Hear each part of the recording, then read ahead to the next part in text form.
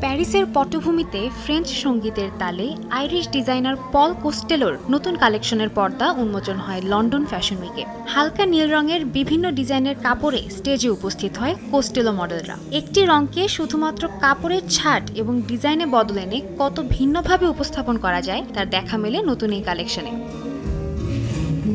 অত্যন্ত আনন্দদায়ক, ইতিবাচক এবং তারুণ্যে ভরা নিজের নতুন ডিজাইনকে এভাবে বর্ণনা করেন ৭৯ বছর বয়সী ফ্যাশন ডিজাইনার পল কোস্টেলো। ফ্যাশন জগৎ যেখানে বিভিন্ন রং নিয়ে পরীক্ষামূলক ডিজাইন তৈরিতে ব্যস্ত, কোস্টেলো সেখানে নীল, গোলাপি, হলুদ এবং সবুজের প্যাস্টেল শেডগুলোকে প্রাধান্য দেন তার ডিজাইনে। এই রংগুলোকে ব্যবহার করেই তৈরি করেছেন তার নতুন কালেকশন, যার নাম আকাশ নীল। Blue, very important. The cielo blue. The music is pale blue, pale pink, pale yellow, pale green, and they harmonize.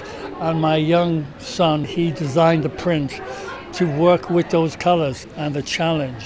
It's very young, it's very happy, it's very positive.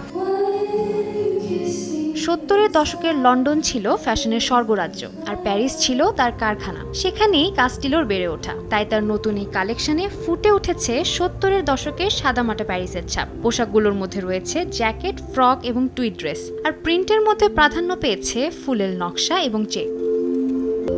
New ইয়র্কে শুরু হওয়া মাসব্যাপী fashion show এর দ্বিতীয় পর্ব ছিল এটি। এছাড়াও ফ্রান্সের প্যারিস এবং ইতালির মিলানেও হবে এই জমকালো ফ্যাশন শো। সাদিয়া তাসনিম, সময় সংবাদ।